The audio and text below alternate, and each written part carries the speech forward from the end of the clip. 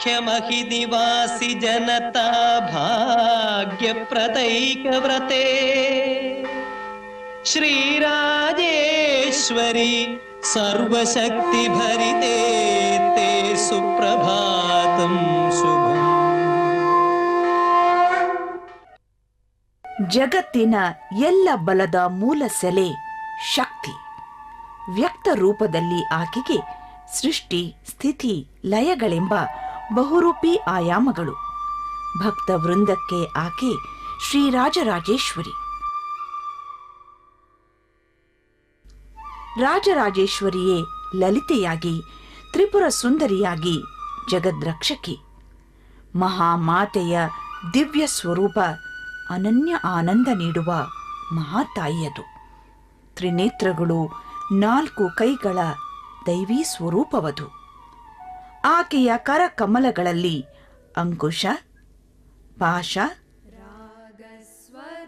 ಇಕ್ಷುದಂಡ ಮತ್ತು ಪಂಚಹೂಗಳ ಪುಷ್ಪ ಬಾಣಗಳು ದುಷ್ಟ ಪ್ರವೃತ್ತಿಗಳ ದಮನವನ್ನು, ಪ್ರಾಪಂಚಿಕ ಭೋಗಗಳ ಮೋಹವನ್ನು, ಅಸ್ಖಲಿತ ಬುದ್ಧಿಶಕ್ತಿಯನ್ನು ಮತ್ತು ಪಂಚೇಂದ್ರಿಯಗಳ ಚಾಂಚಲ್ಯವನ್ನು ಸಂಕೇತಿಸುತ್ತಿರುವ ದಿವ್ಯ ಸಂಕೇತಗಳಿವು. ಮಾನವ ಜನ್ಮದ ಪರಮೋಚ್ಚ ಗುರಿ ಎಂದರೆ ಜಗನ್ಮಾತೆಯ ಸಾಕ್ಷಾತ್ಕಾರ. ಆಕೆಯ ಪರಮ ಪವಿತ್ರ ಪಾದ ಪದ್ಮಗಳಿಗೆ ಸಂಪೂರ್ಣ ಶರಣಾಗುವುದರಿಂದ ಮಾತ್ರ ಈ ಧ್ಯೇಯ ಸಾಧನೆ ಸಾಧ್ಯ.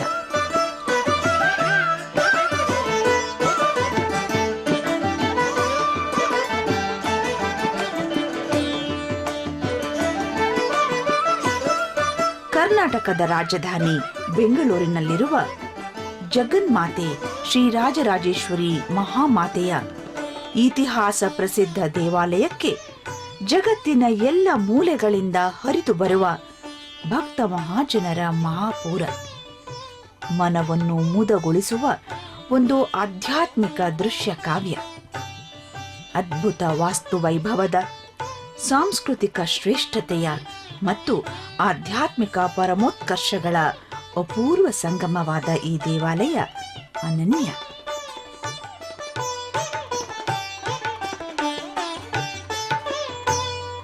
ರಾಜರಾಜೇಶ್ವರಿ ದೇವಿಯ ಕಾರಣದಿಂದಾಗಿ ರಾಜರಾಜೇಶ್ವರಿ ನಗರ ಎಂದು ಹೆಸರಾದ ವಿಸ್ತೃತ ನಗರ ಪ್ರದೇಶದ ಹೃದಯದಂತೆ ಈ ದೇವಾಲಯವಿದೆ.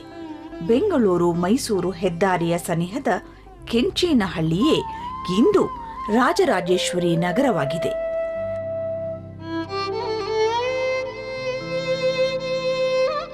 ಜಗನ್ಮಾತೆಯ ದಿವ್ಯ ಸ್ವರೂಪವನ್ನು ಅದ್ಭುತವಾದ ದೇವಾಲಯ ಸಂಕೀರ್ಣದಲ್ಲಿ ಸಾಕ್ಷಾತ್ಕರಿಸಿದವರು ಪರಮ ಪೂಜ್ಯ ಪರಮಾಚಾರ್ಯ ಜಗದ್ಗುರು ಶ್ರೀ ಶ್ರೀ ಶ್ರೀ ಶಿವರತ್ನಪುರಿ ಮಹಾಸ್ವಾಮಿಗಳು. ಅಸಂಖ್ಯ ಭಕ್ತ ಕೋಟೆಯ ನಡುವೆ ಶ್ರೀ ತಿರುಚಿ ಸ್ವಾಮಿಗಳೆಂದೇ ಖ್ಯಾತರಾದ ಪಾವನ ಯತಿಗಳು. ಶ್ರೀಗಳವರು ಶ್ರೀ ಕೈಲಾಸ ಆಶ್ರಮ ಮಹಾಸಂಸ್ಥಾನದ ಸಂಸ್ಥಾಪಕರು. ಈ ಮಹಾಸಂಸ್ಥಾನವನ್ನು ಮುನ್ನಡೆಸುತ್ತಿರುವ ಮಹಾನ್ ದ್ರಷ್ಟಾರರು. ಅದೊಂದು ತಂಬೆಲೆರ ಚುಮು ಚುಮು ಬಿಸಿಲ ಮುಂಜಾವು.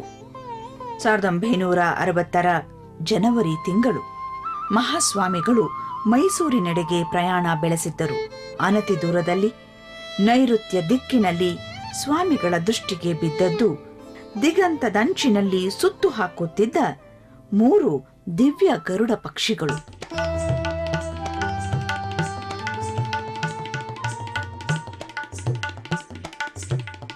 ದುರ್ಗೆ, ಲಕ್ಷ್ಮಿ, ಸರಸ್ವತಿಯರ ಸ್ವರೂಪಗಳು ಒಂದಾಗಿ ಪರಮೋಚ್ಚ ಸತ್ಯ ಸ್ವರೂಪಿಣಿ ಜಗನ್ಮಾತೆ ಶ್ರೀರಾಜರಾಜೇಶ್ವರಿಯಾಗಿ ರೂಪುದಳೆದ ದಿವ್ಯ ದೃಶ್ಯ ಮಹಾಸ್ವಾಮಿಗಳ ಕಣ್ಮುಂದಿತ್ತು.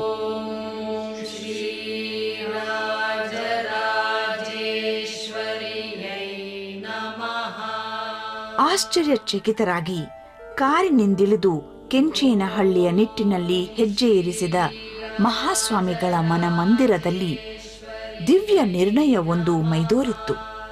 1960 ಏಪ್ರಿಲ್ 3 ಶುಭ ದಿನದಂದು ಕೈಲಾಸ ಆಶ್ರಮದ ಸಂಸ್ಥಾಪನೆಯಾಯಿತು. ಶ್ರೀ ಜಗನ್ಮಾತೆಯ ಮಹಾಮಹಿಮೆಯನ್ನು ಬೆಳಗಿ ತೋರುವ ಅದ್ಭುತ ಮಂದಿರವೊಂದನ್ನು ನಿರ್ಮಿಸುವ ನಿರ್ಧಾರ ಹರಳುಗಟ್ಟಿ ರೂಪುದಳೆಯತೊಡಗಿತು. 1978ರಲ್ಲಿ ಶ್ರೀ ರಾಜರಾಜೇಶ್ವರಿ ದೇವಾಲಯ ಮೈದುಂಬಿ ನಿಂತಿತ್ತು.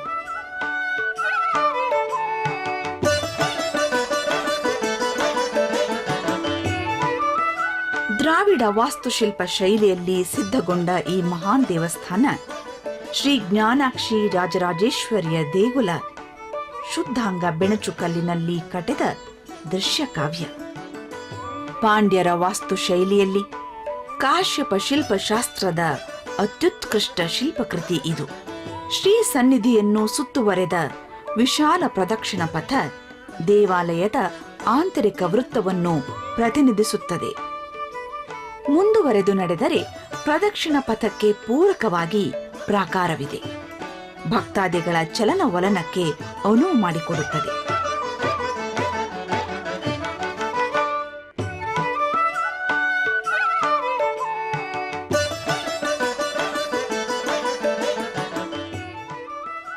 ಮೂರನೆಯ ಪ್ರಾಕಾರ ಅಂತಿಮ ಪ್ರದಕ್ಷಿಣಾ ಮಾರ್ಗ ಪಾಂಡ್ಯ ಸಂಪ್ರದಾಯಕ್ಕೆ ಅನುಗುಣವಾಗಿದೆ.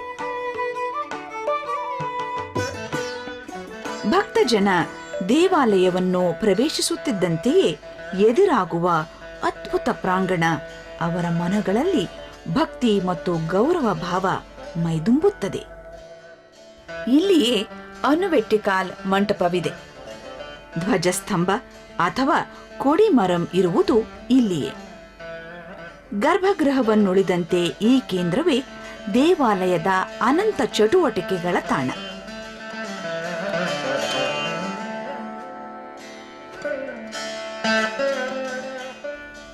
ತೆರೆದ ಸ್ತಂಭಗಳ ಮುಖಮಂಟಪ, ಅಂತರಾಳ ಅಥವಾ ಅರ್ಧ ಮಂಟಪಗಳು ದೇವಿಯ ಬಳಿ ಸಾಗುವ ಹಾದಿಯಲ್ಲಿ ಸಿಗುವ ಇತರ ಮಂಟಪಗಳು.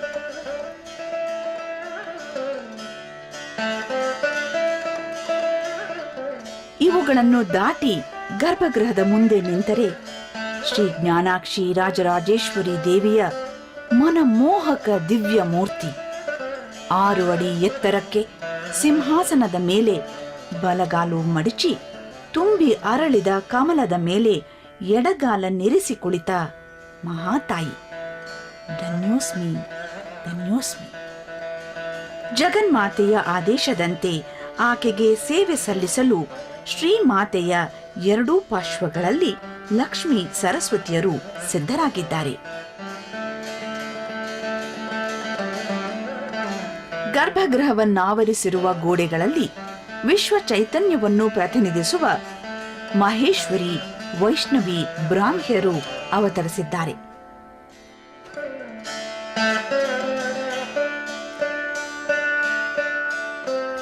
ಮೊದಲ ಪ್ರಾಕಾರದ ನೈಋತ್ಯ ಮೂಲೆಯಲ್ಲಿ ಪ್ರತಿಷ್ಠಾಪಿತನಾಗಿರುವ ಓಂಕಾರ ಪ್ರಣವ ಸ್ವರೂಪಿಯಾದ ಸ್ವಾಮಿ ಗಣಪತಿಗೆ ಯಾವುದೇ ಉತ್ಸವದ ಮುನ್ನ ಪ್ರಥಮ ಪೂಜೆ ಸಲ್ಲುತ್ತದೆ. ಅಂತೆಯೇ ಪ್ರಾಕಾರದ ನೈಋತ್ಯ ಭಾಗದಲ್ಲಿ ಪ್ರತಿಷ್ಠಾಪಿತನಾಗಿರುವ ಸುಬ್ರಹ್ಮಣ್ಯ ಸ್ವಾಮಿ ದಂಡಾಯುಧಪಾಣಿ ಜಗನ್ಮಾತೆಯ ಸೇವೆಗೆಂದು ಸದಾ ಸಿದ್ಧ. ದೇವಾಲಯದಲ್ಲಿರುವ ಚಂಡಿಕೇಶ್ವರಿ ಅಮ್ಮನವರ ದರ್ಶನಕ್ಕೆ ಬರುವ ಭಕ್ತಗಣದ ದಾಖಲೆಯನ್ನು ಬರೆಯುತ್ತಿದ್ದಾಳೆ. ಆಕೆಗೆ ಕೋಷ್ಠ ದೇವತೆ ಎಂಬ ಅನ್ವರ್ಥ ನಾಮವೂ ಇದೆ. ಎಲ್ಲ ಶೈವ ಮತ್ತು ಶಾಕ್ತ ದೇವಾಲಯಗಳಲ್ಲಿ ಇರುವ ರಕ್ಷಾ ದೇವತೆ ಶ್ರೀ ಕಾಳಭೈರವ ಸ್ವಾಮಿ ಕೂಡ ಈಶಾನ್ಯ ಭಾಗದಲ್ಲಿ ನೆಲೆಗೊಂಡಿದ್ದಾನೆ. ಗರ್ಭಗೃಹದ ದ್ವಾರದ 2 ಬದಿಗಳಲ್ಲಿ ಆಯುಧ ಪಾಣಿಗಳಾದ ದ್ವಾರಶಕ್ತಿ ದೇವತೆಯರೆನಿಸಿಕೊಂಡ ಜಯ ಮತ್ತು ವಿಜಯ ಕೂಡ ಕಾವಲು ಕರ್ತವ್ಯ ನಿರ್ವಹಿಸುತ್ತಿದ್ದಾರೆ. ಸೂರ್ಯ ಚಂದ್ರರಾದಿಯಾಗಿ ಸಪ್ತಗ್ರಹಗಳನ್ನು ಪ್ರತಿನಿಧಿಸುವ ನವಗ್ರಹಾಧೀಶ್ವರರು ಅನುವೆಟ್ಟಿಕಾಲ್ ಮಂಟಪದ ಬದಿಯಲ್ಲಿ ನೆಲೆಸಿ ಮನುಕುಲದ ವಿಧಿಯನ್ನು ನಿಷ್ಕರ್ಷಿಸುವ ಶ್ರೀಮಾತೆಯ ಸೇವೆಯಲ್ಲಿ ನಿರತರಾಗಿದ್ದಾರೆ.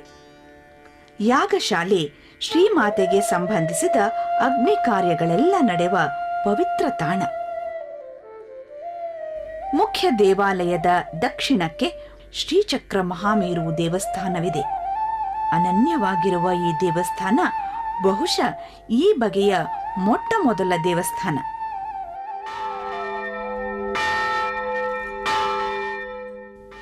ನಿತ್ಯೋತ್ಸವಂ ಮಂದಿರಂ ಎನ್ನುವ ವ್ಯಾಖ್ಯೆಗೆ ಅಕ್ಷರಶಃ ಒಪ್ಪಿತವಾಗಿರುವುದು ಶ್ರೀ ರಾಜರಾಜೇಶ್ವರಿ ದೇವಸ್ಥಾನ. ನಿತ್ಯ, ನೈಮಿತ್ತಿಕ ಮತ್ತು ಕಾಮ್ಯಗಳೆಂದು ಕರೆಯಲಾಗುವ ಈ ಉತ್ಸವಗಳು ಅಭೂತಪೂರ್ವ.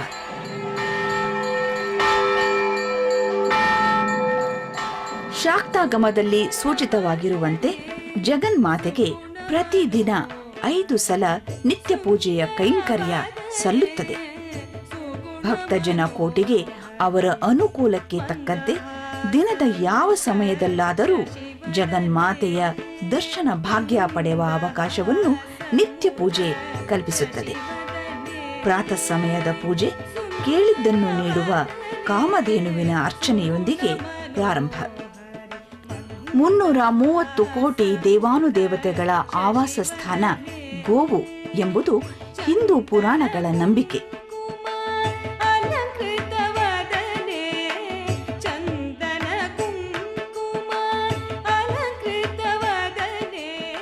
ಪ್ರಾತಃ ಪೂಜೆ ನಿರ್ಮಾಲ್ಯ ಅಥವಾ ವಿಶ್ವರೂಪ ದರ್ಶನದೊಂದಿಗೆ ಪ್ರಾರಂಭ.